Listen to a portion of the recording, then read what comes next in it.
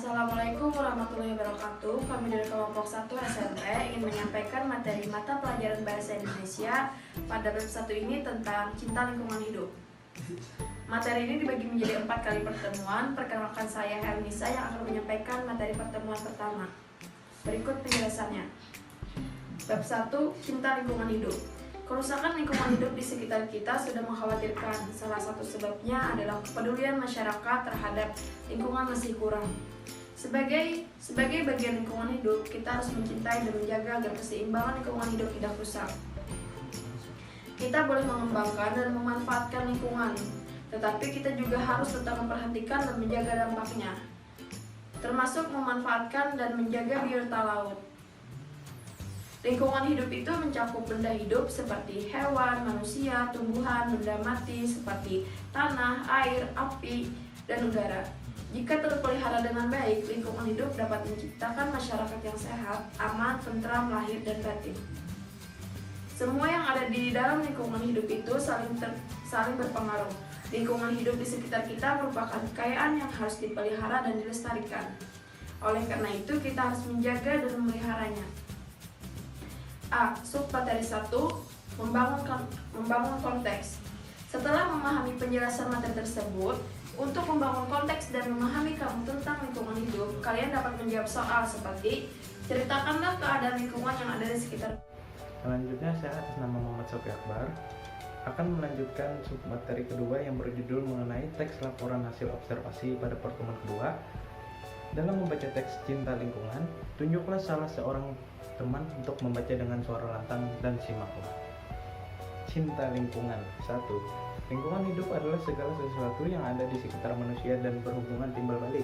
Lingkungan hidup ini mencakupi benda hidup dan benda mati.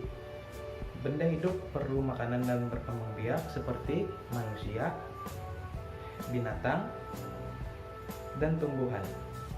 Dan benda mati antara lain tanah, air, api, batu, dan udara. Jika terpelihara dengan baik, lingkungan hidup itu dapat menciptakan masyarakat yang sehat, aman, tentram, lahir, dan batin. Yang kedua, Indonesia merupakan paru-paru dunia kedua. Indonesia memiliki hutan lebat yang memberikan banyak oksigen. Di negara ini terdapat tumbuh-tumbuhan dan hewan yang khas seperti matoa, kayu cendana, burung cendrawasih, orangutan, dan komodo. Yang ketiga, ekosistem di Indonesia yang masih terjaga, salah satunya adalah kawasan Gunung Kidul. Di daerah itu, sungai di bawah tanah airnya melimpah. Di gua dan sekitar sungai masih dihuni segerombolan kelelawar dan fitoplankton.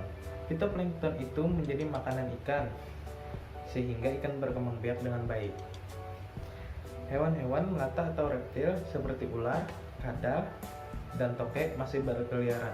Burung-burung kecil berkicau, musang berlari-larian, ayam berkokok, dan berbagai serangga hidup saling pengaruh. Yang keempat, alam yang indah ini harus dicintai, dijaga, dan dilestarikan. Kecintaan pada alam itu harus selalu kita tumbuhkan kepada seluruh warga Indonesia. Selain itu, rasa cinta itu juga harus terus ditanamkan agar alam Indonesia tetap menjadi paru-paru dunia yang bermanfaat bagi kehidupan seluruh makhluk yang hidup dari masa ke masa. Untuk mengetahui pemahaman kamu tentang teks model itu, jawablah pertanyaan ini. Bagaimanakah cara menjaga lingkungan hidup? Saya atas nama Cecilia ingin melanjutkan submateri sebelumnya, yaitu submateri ketiga yang berjudul mengenal struktur teks laporan hasil observasi pada pertemuan ketiga. Struktur tersebut adalah unsur-unsur dalam laporan hasil observasi yang terdiri atas definisi umum yang menjadi pembukaan, deskripsi bagian yang menjadi isi, dan yang ketiga, deskripsi manfaat yang menjadi bagian penutup. Untuk lebih mengetahui isi, kita harus memahami setiap isi paragraf tersebut. Yang pertama adalah definisi umum seperti lingkungan hidup adalah segala sesuatu yang ada di sekitar manusia dan berhubungan timbal balik. Lingkungan hidup ini mencakupi benda hidup dan benda mati. Benda hidup perlu makanan dan berkembang biak seperti manusia, hewan, dan tumbuhan. Benda mati antara lain tanah, air, api, batu, dan udara. Jika terpelihara dengan baik, lingkungan hidup itu dapat menciptakan masyarakat yang sehat, aman, tentram, lahir, dan batin. Kedua adalah deskripsi bagian seperti Indonesia merupakan paru-paru dunia yang kedua. Indonesia memiliki hutan yang lebat dan memberikan banyak oksigen. Di negara ini terdapat tumbuhan dan hewan yang khas seperti matoa, burung cendana, burung cendrawasih, orangutan, dan komodo. Yang ketiga adalah deskripsi manfaat. Alam yang indah ini harus dicintai dan dijaga, dan juga dilestarikan. Kecintaan pada alam itu harus selalu kita tumbuhkan kepada seluruh warga Indonesia. Selain itu, rasa cinta itu juga harus terus ditanamkan agar alam Indonesia menjadi paru-paru dunia yang bermanfaat bagi kehidupan seluruh makhluk yang ada di dunia dari masa ke masa. Selanjutnya, saya atas nama Muhammad Mahdi akan melanjutkan submateri yang berjudul melabeli dan mendeskripsi pada pertemuan keempat. Pada pertemuan diminta mengerjakan 2 tugas berupa pelabelan, yakni mengenali gambar dan kata yang kamu lihat berikut ini. Bubuhkan tanda panah pada gambar yang sesuai dengan kata-kata yang berada di sebelah gambar. Di samping itu, kamu juga diminta mendeskripsikan gambar yang menyangkut bentuk, warna, dan kegunaan.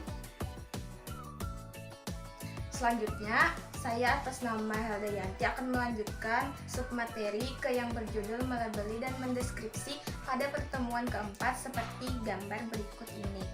Pada sebuah gambar pemandangan tersebut terdapat pepohonan, gunung, laut,